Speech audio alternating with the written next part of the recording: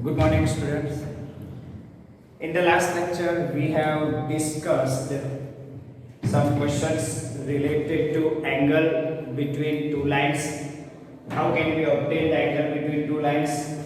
The difference between angle between two lines and the angle between vectors is 0 less than or equals to theta less than or equals to pi by 2 for the line. Line का angle जो भी होगा वो first quadrant में ही आएगा, दो line के बीच का एंगल मतलब जो भी cos theta equals to modulus of l bar dot m bar और modulus of magnitude of l bar into magnitude of m bar लिखेंगे और वेक्टर्स के बीच का होगा तो वो मॉड्यूलस नहीं आएगा। क्लियर? क्योंकि उसमें कंडीशन आती है 0 less than equals to theta less than equals to pi. अब नेक्स्ट टॉपिक के लिए जाते हैं। The distance of a line from a fixed point. मान लो कि आपका एक पॉइंट है, पॉइंट P बार, उसका पोजीशन वेक्टर दिया हुआ है सपोज P बार। ये है एक लाइन, ये लाइन पास होती है अपने पॉइंट A बार में से। ये लाइन को हम L बोल देते हैं और इस लाइन की डायरेक्शन है L बार। और इस लाइन का अगर इक्वेशन हमको लिखना हो तो ये लाइन का इक्वेशन है line L is given as r bar equals to a bar plus lambda L bar where lambda belongs to r। ये लाइन A पॉइंट में से पास होती है a बार, उसकी डायरेक्शन है L बार।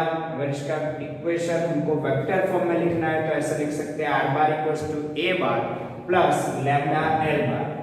एक पॉइंट है जो इस लाइन से अलग लोकेशन पे है, मतलब कि कोई अलग डिस्टेंस पे है और हमको निकालना है इसका परपेंडिकुलर डिस्टेंस।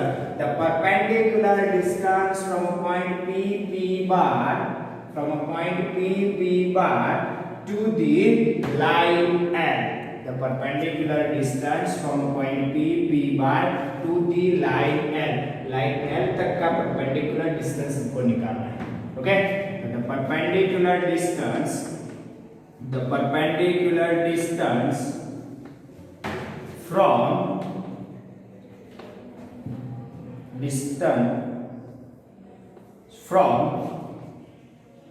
point P, उसका पोजीशन वेक्टर है P bar to the line L, r bar equals to a bar plus lambda L bar where lambda belongs to r। to the line उसका इक्वेशन लिख दिया r bar equals to a bar plus lambda L bar where lambda belongs to r is given by तो ये distance हम मान लो कि suppose ये पॉइंट M है तो ये डिस्टेंस हो जाएगा PM, परपेंडिकुलर डिस्टेंस PM। ये डिस्टेंस हमको निकालना है। PM is equals to vector AP cross L divided by magnitude of vector N। ये जो भी क्वांटिटी आएगी वो वेक्टर के फॉर्म में आएगी तो हम उसका भी मैग्नीट्यूड ले लेंगे। Magnitude of AP cross L divide by magnitude of vector L। तो इससे आपको मिल जाएगा परपेंडिकुलर डिस्टेंस PM। क्या मिल जाएगा? Perpendicular distance. इसके लिए हमको वेक्टर AP की जरूरत है। किस वेक्टर की जरूरत है? वेक्टर AP की जरूरत है। चलिए ये हो गया आपका वेक्टर AP। ओके, तो AP cross L divide by magnitude of L, इसको आप ऐसे भी लिख सकते हो। मैग्नीट्यूड ऑफ AP क्या होगा? P bar minus A bar cross L divide by magnitude of vector N। पर ये याद रखने की जरूरत नहीं, ये याद रखो, बहुत ही अच्छा तरीका है। AP वेक्टर अगर नाम आपने अलग ले लिया तो भी कोई टेंशन लेने की जरूरत है। सपोज आपने नाम ले लिया A और Q लिया तो AQ cross L divide by magnitude of L। हमारे पास AQ मिल जाएगा और AP जो भी है वो मिल जाएगा P बार माइनस A बार से।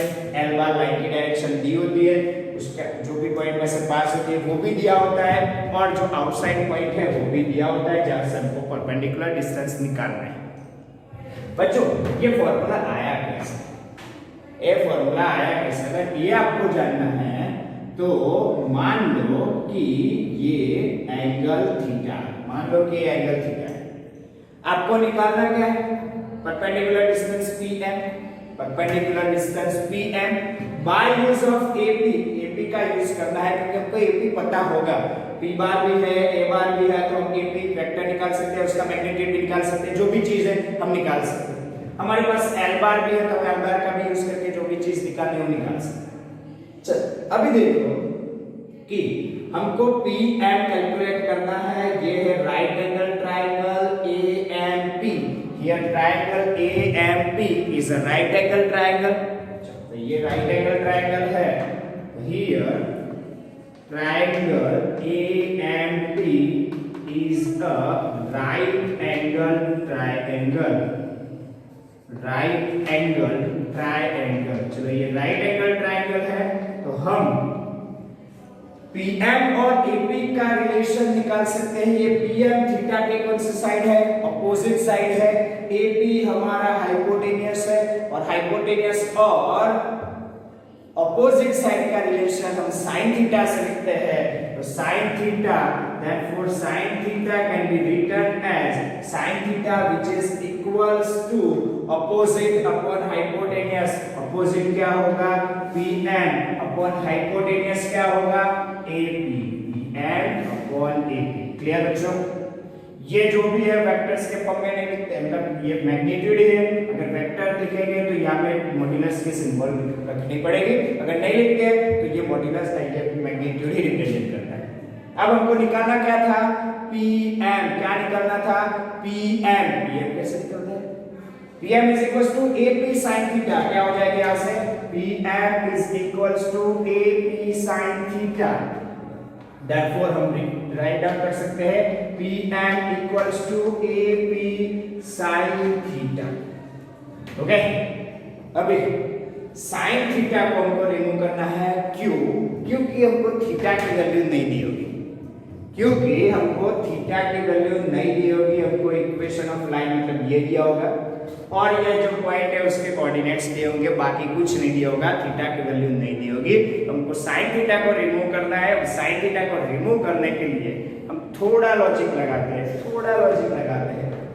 देखो ये AP वेक्टर है, ये L वेक्टर है, चलो AP वेक्टर इस डायरेक्शन में है, L वेक्टर इस डायरेक्शन में है, ओके, वेक्टर AP और वेक्टर L इस डायरेक्शन में वेक्टर AP है, इस डायरेक्शन में वेक्टर L है।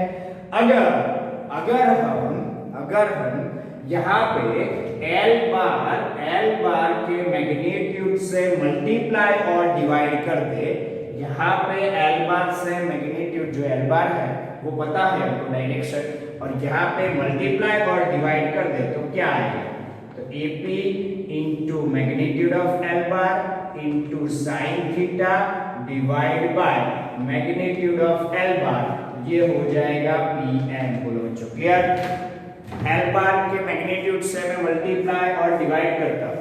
अभी देख लो, ये AP वेक्टर का मैग्नीट्यूड है, ये L बार का मैग्नीट्यूड है, ये sin थीटा है, तो हम इसको लिख सकते हैं magnitude of A bar magnitude of B bar into sin theta means magnitude of A bar cross B बार। यहाँ पे वेक्टर है AP क्रॉस L, हम इसको लिख सकते हैं PM, the perpendicular distance PM which is equals to magnitude of vector AP cross L bar divided by magnitude of L bar।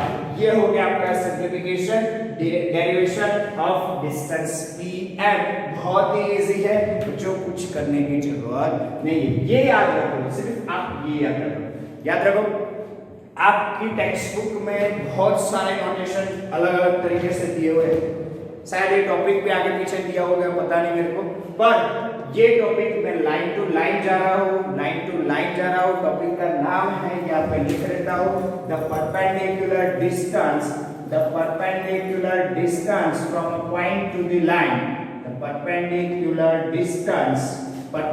Distance की जगह पे अगर आपकी बुक में लिखा हो शॉर्टेस्ट डिस्टेंस तो भी चलेगा, क्योंकि ये शॉर्टेस्ट ही होता है। हम P से लाइन के डिस्टेंस की बात करें तो बहुत सारे डिस्टेंस पॉसिबल है, पर उसमें से हमको जो भी शॉर्टेस्ट है और परपेंडिकुलर है वही शॉर्टेस्ट होगा, तो हम शॉर्टेस्ट भी लिख सकते हैं द परपेंडिकुलर और shortest distance from a point to the line, from a point to the line. Clear? तो ये है आपका टॉपिक, तो यहाँ हेडिंग लगा देना, ये टॉपिक है। इस टॉपिक का हमने भी डिस्कशन किया, ऐसे फॉर्मूला भी डिराइव किया, तो बहुत ही अच्छी तरीके से आपको फॉर्मूला भी पता चल गया। अब फॉर्मूला का यूज करके हम कैलकुलेट कर सकते हैं जो भी चीज निकालनी। क्लियर बच्चों? चलो फिर हम थोड़ा आगे जाएंगे दूसरे फॉर्मूला के लिए।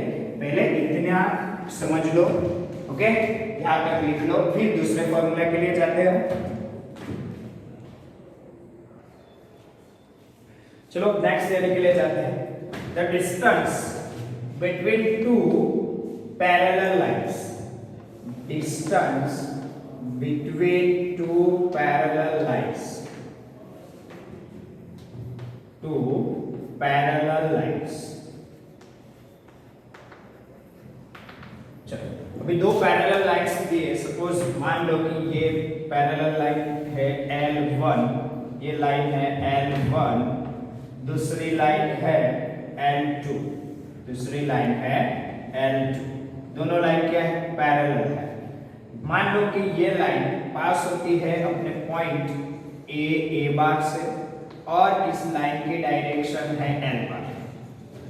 दूसरी लाइन है वो पास होती है पॉइंट B बार में से, पॉइंट B बार में से, और उसकी भी डायरेक्शन L बार ही होगी, क्योंकि ये दोनों पैरेलल है। पैरेलल है इसका मतलब ये दोनों लाइन की डायरेक्शन सेम ही है, दोनों लाइन की डायरेक्शन क्या है?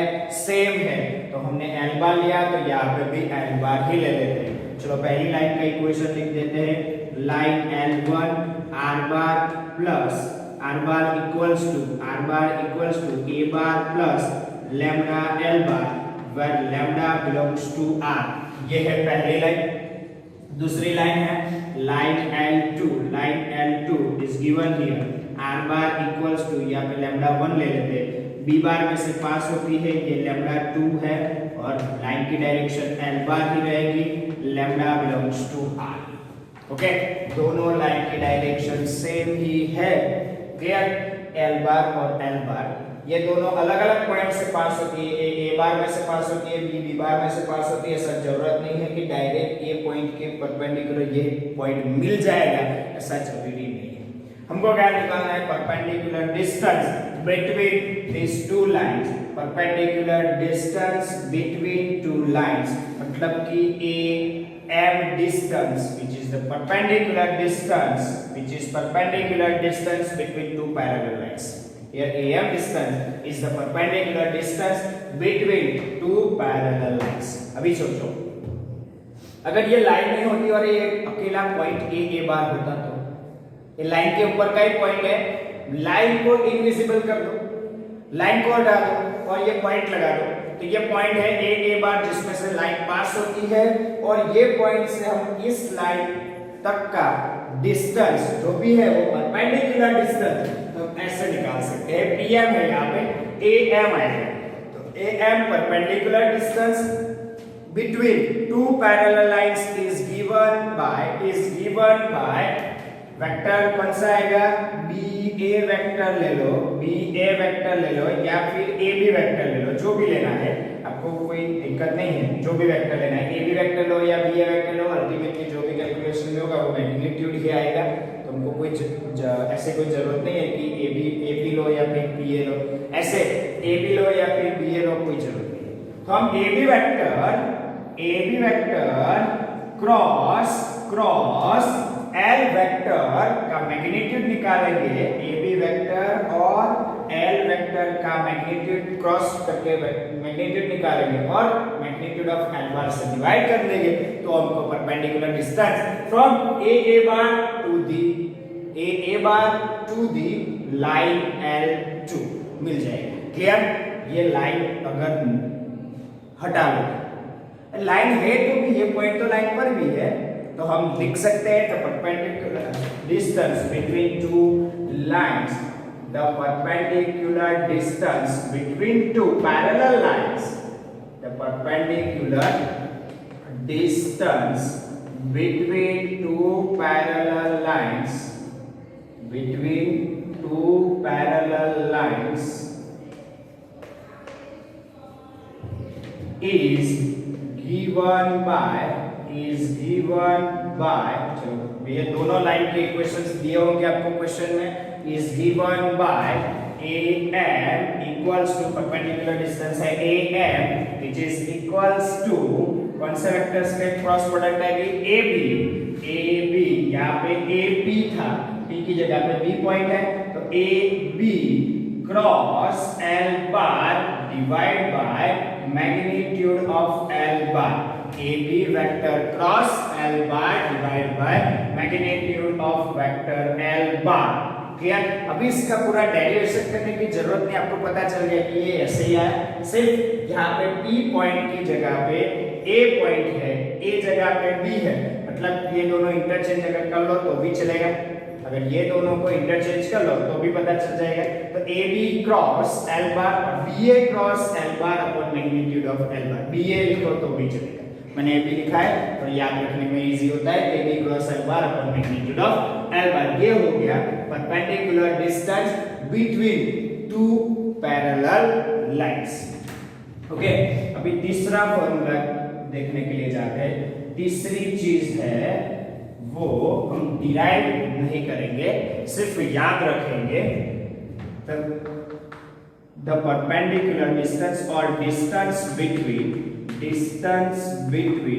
पर मैं ये लिख देता हूं शॉर्टेस्ट डिस्टेंस। याद रखो, मैं शॉर्टेस्ट डिस्टेंस यहाँ पे स्पेसिफाई करता हूँ, यहाँ पे डिस्टेंस लिखा है तो हम समझ जाते हैं कि शॉर्टेस्ट ही होगा, परपेंडिकुलर डिस्टेंस ही होगा। मैं यहाँ पे स्पेशली शॉर्टेस्ट डिस्टेंस लिखता हूँ, shortest distance between two skew lines, what do you mean by skew lines? Skew lines का मतलब क्या है पहले वो समझते हैं। चलो, ये जो दोनों लाइन थी वो अपने क्या थी, पैरेलल थी। ओके, कई बार ऐसा हो सकता है कि दोनों लाइन पैरेलल ना, तो क्या करेंगे, सपोज मान लो कि ये लाइन है, दूसरी लाइन ऐसे है, ओके, दूसरी लाइन ऐसे है, ओके, ये एक लाइन ऐसे है, दूसरी लाइन ऐसे, तो वो आगे जाके कहीं ना कहीं अपनी दोनों लाइन इंटरसेक्ट होगी, पर मगर किंतु परंतु जब ये दोनों लाइन एक ही प्लेन में होगी तभी इंटरसेक्ट होगी, अदरवाइज सोचो क्या होगा। चलो, मान लो ये लाइन है L1, मान लो ये लाइन है L2, ये आगे जाके दोनों इंटरसेक्ट होगी पर एक ही प्लेन में होगी तब, अगर दोनों एक ही प्लेन में नहीं है, मतलब कि अलग अलग प्लेन में, हमने यहाँ बात कर रखी है कि ये हम जो भी टॉपिक पढ़ रहे हैं लाइन इन अ स्पेस में पढ़ रहे हैं, ऐसा जरूरी नहीं है कि दोनों लाइन एक ही प्लेन में हो, ओके, एक ही प्लेन में हो ऐसा जरूरी नहीं है। अगर मैं बताता हूं वो कैसे, सोचो, ये है लाइन हमारी L, सोचो ये लाइन है L जो हमारे वो ग्रीन बोर्ड में है, ओके, दूसरी लाइन है ऐसे, सोचो इनविजिबल है, मतलब ड्रॉ नहीं कर सकता मैं यहाँ पे, पर आप सोच सकते हो कि ये है लाइन L2, ओके, ये है लाइन L, ये है लाइन L2। सोचो आगे जाके अगर लाइन L2 ऐसे भी है, तो यहां से यहां तक इनफाइनाइट तक जाएगी, ये भी लाइन यहां से यहां तक इनफाइनाइट तक जाएगी, ये दोनों लाइन इनफाइनाइट तक जाती है पर दोनों अलग अलग प्लेन में जाती है, दोनों अलग अलग प्लेन में है, तो ये दोनों लाइन का इंटरसेक्शन कभी भी पॉसिबल नहीं है, मतलब ये दोनों लाइन स्क्यू लाइंस है। पता चला, ये दोनों लाइन को क्या बोल सकते हैं हम, स्क्यू लाइंस। सर, दो इंटरसेक्टिंग लाइन है एक ही प्लेन में, मान लो कि दो लाइन एक ही प्लेन में और इंटरसेक्टिंग है, तो उनके बीच का डिस्टेंस क्या होगा? अरे बच्चों सोचो, शॉर्टेज डिस्टेंस मतलब परपेंडिकुलर डिस्टेंस, शॉर्टेज डिस्टेंस मतलब मिनिमम डिस्टेंस मतलब दोनों इंटरसेक्ट करते हैं तो दोनों एक ही पॉइंट में कोइंसाइड हो जाते हैं, मतलब उनके बीच का डिस्टेंस क्या हो जाएगा उस टाइम पे 0 हो जाएगा। तो इंटरसेक्टिंग लाइन के वो एक ही प्लेन में हो और इंटरसेक्टिंग लाइन हो तो उनके बीच का डिस्टेंस 0 हो जाता है। उसकी थियरी कोई नहीं दी हुई और देने भी नहीं चाहिए ना, क्योंकि उसका डिस्टेंस तो 0 है। पर स्क्यू लाइंस इंटरसेक्टिंग नहीं है, दोनों अलग अलग प्लेन में है, कभी भी इंटरसेक्ट नहीं करेंगे, पर उन दोनों के बीच का परपेंडिकुलर डिस्टेंस अगर हमको निकालना हो तो हम निकाल सकते हैं। चलो मान दो कि ये आपकी लाइन L1 है। मैं ड्रॉ करने की कोशिश कर रहा हूं, पर आप इमेजिन करना यहाँ पे ये दोनों लाइन एक ही प्लेन में नहीं है। मैं ड्रॉ कर रहा हूं क्योंकि बताना तो पड़ेगा ना। ये है लाइन L1, उसका इक्वेशन हम नीचे लिखेंगे। ये है लाइन L2, मान लो ये है लाइन L2, ये दोनों एक ही प्लेन में बताने की मैंने कोशिश की है, पर ये है नहीं। ये है लाइन L1, ये है लाइन L2, दोनों अलग अलग प्लेन में है। मान लो ये प्लेन में है, ये अलग प्लेन में है। ओके, क्लियर बच्चों? ओके, तो ये दोनों लाइन स्क्यू लाइंस हो गई। क्या स्क्यू लाइंस हो गई? L1 का इक्वेशन है r bar equals to a bar plus lambda L bar, lambda belongs to r।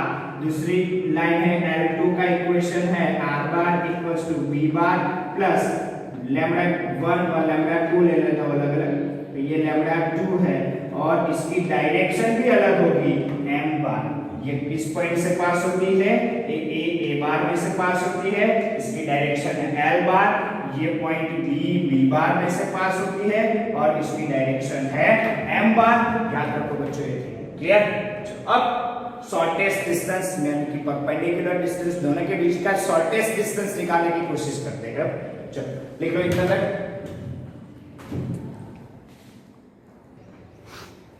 Okay, चलो ये दोनों लाइन है, एक है L1 एक है L2 लाइन, ऐसे है। चलो ये दोनों के अलग अलग पॉइंट, यहाँ पे भी अलग अलग पॉइंट होंगे, इस लाइन पे भी अलग अलग पॉइंट होंगे, पर दो पॉइंट ऐसे मिलेंगे जो दो पॉइंट से जो भी डिस्टेंस है दोनों बीच लाइन के बीच का अलग अलग डिस्टेंस वैसे तो मिलता जाएगा। ये कोई पॉइंट है, यहाँ पे एक पॉइंट है तो डिस्टेंस मिलेगा, यहाँ पे पॉइंट है, यहाँ पे एक पॉइंट है, वहां से डिस्टेंस मिलेगा, यहाँ पे पॉइंट है, यहाँ पे पॉइंट है, डिस्टेंस मिलेगा। मतलब डिस्टेंस तो हर एक पॉइंट में मिलेगा, यहाँ पे पॉइंट है और यहाँ पे पॉइंट है तो भी मिलेगा, पर सभी डिस्टेंस में से एक डिस्टेंस बहुत ही छोटा मतलब कि शॉर्टेस्ट होगा और वो डिस्टेंस हम ले लेते हैं, वो डिस्टेंस हम कैलकुलेट करते हैं। मान लो कि ये डिस्टेंस शॉर्टेस्ट डिस्टेंस है। ओके, ये डिस्टेंस शॉर्टेस्ट डिस्टेंस है, मतलब परपेंडिकुलर डिस्टेंस भी हम बोल सकते हैं। तो the shortest distance between two skew lines, distance between two skew lines is given by दोनों स्क्यू लाइंस के इक्वेशन आपको दिए होंगे। r bar equals to a bar plus lambda L bar, दूसरे है r bar equals to b bar plus lambda m bar. ये a बार में से पास होती है, b बार में से पास होती है, इसकी डायरेक्शन L बार है, इसकी डायरेक्शन m बार है। तो हम लिख सकते हैं शॉर्टेस्ट डिस्टेंस d, हम मान लेते हैं उसका सिंबल d। हम ऐसा नहीं लिख सकते a भी डिस्टेंस है शॉर्टेस्ट डिस्टेंस, हम ऐसा नहीं कह सकते, बराबर। चलो तो d equals to magnitude of b bar minus a bar, b bar minus a bar dot L bar cross m bar dot L bar cross m bar divide by magnitude of L bar cross m bar, magnitude of L bar cross m bar। ये है dot और cross, मतलब ये vector triple product है, vector triple product है। हम इसको ऐसे भी लिख सकते हैं d equals to magnitude of box product of b bar minus a bar L bar m bar divide by magnitude of L bar cross m bar. पर हम ये डिटर्मिनेंट की यूज करके हम सॉल्यूशन नहीं निकालेंगे, क्योंकि L बार क्रॉस M बार तो निकालना ही है हमको। अगर L बार क्रॉस M बार निकाल ही लेना है, उसका मैग्नीट्यूड चाहिए तो L बार क्रॉस M बार निकालना ही है, तो फिर इसके साथ डॉट प्रोडक्ट अलग से कर दो ना, क्यों ये डिटर्मिनेंट के फॉर्म में पढ़ेंगे। तो हम यही चीज का, यही फॉर्मूला का ज्यादातर यूज करेंगे। The shortest distance between two skew lines is given by D equals to modulus of B bar minus A bar dot L bar cross M bar divided by magnitude of L bar cross M bar। ये हो गई हमारी तीनों theory complete. पहली थी perpendicular distance from a point two the line, point दिया होगा, line का इक्वेशन दिया होगा। The perpendicular distance between two parallel lines, parallel lines मतलब एक ही प्लेन में होंगे, उनके बीच का perpendicular distance भी हम निकाल सकते हैं। और तीसरा था shortest distance, यहाँ पे perpendicular distance बोल रहा हूँ, यहाँ पे भी shortest बोलूँ या perpendicular बोलूँ, दोनों चीज एक ही है, सब जगह पे shortest भी हम बोल सकते हैं। तो the shortest distance between two skew lines, दोनों skew lines है मतलब एक ही प्लेन में नहीं है, मैंने रिप्रेजेंट करने की कोशिश की है, पर ये समझना मत कि ये दोनों एक ही प्लेन में आगे जाके सर इंटरसेक्ट होगी, नहीं होगी बेटा, ये skew lines ओके, दोनों अलग अलग प्लेन में है, पर यहाँ पे मैं ड्रॉ नहीं कर सकता, तो आपको इमेजिन करने की जरूरत है। तो दोनों skew lines के बीच का डिस्टेंस निकालना है, तो the shortest distance between two skew lines is given by D equals to modulus of B bar minus A bar dot L bar cross M bar divided by magnitude of L bar cross M bar। Okay, यहाँ पे एक चीज याद रखनी है, एक note करके लिख देता हूँ, नोट करके लिख देता हूँ, here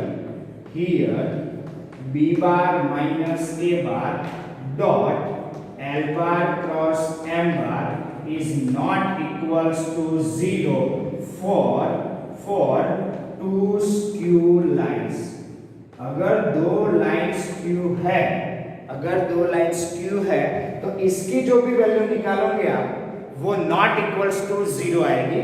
ये जो भी है वो वेक्टर ट्रिपल प्रोडक्ट है, मतलब कि बॉक्स प्रोडक्ट है, इसकी वैल्यू वेक्टर नहीं नॉन वेक्टर मतलब स्केलर आएगी, तो scalar value not equals to 0 आएगी, तभी हम बोल सकते हैं, ये वैल्यू निकालोगे तो हम बोल सकते हैं कि ये नॉन जीरो है, तो ये स्क्यू लाइन सी है।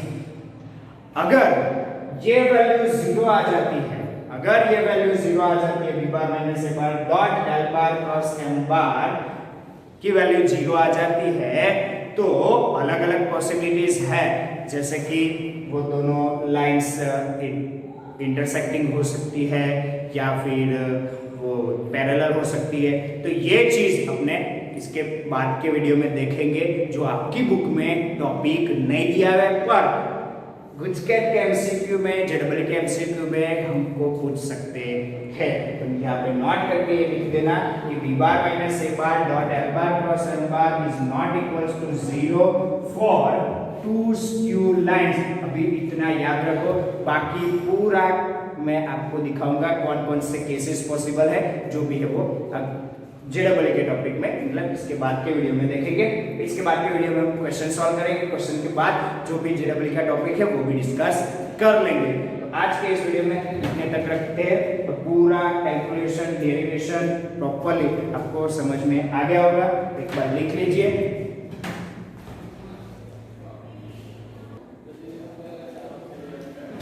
चलो, आज के इस वीडियो में आपको पूरा डेरिवेशन मैंने समझा है, टेक्स्ट बुक से थोड़ा नोटेशंस मेरा अलग है, पर यही नोटेशंस आप जाना बहुत ही अच्छा है, बोर्ड में कोई मार्क्स कट नहीं होंगे। पूरा डिटेल्स में लिखने का कि ये पॉइंट ये है, वो जब है वो डिटेल्स में लिख लोगे तो उनको पता चल जाए कि आपने इसके लिए ये नोटेशन अलग यूज किया है, बराबर। तो बाकी सब तो ईजी है, तो पूरा डेरिवेशन समझ में आ गया। बुक में आप देख लेना एक बार, मैंने तो पूरा नहीं देखा है, पर देख लेना, बहुत ही कंफ्यूजिंग दिया हुआ है ये टॉपिक, हम उसको नहीं यूज करेंगे। क्लियर बच्चों? चलो, तो इस वीडियो के लिए एक लाइक, कमेंट और अपनी चैनल को सब्सक्राइब नहीं किया हो तो एक सब्सक्राइब तो बनता ही है। Thank you very much.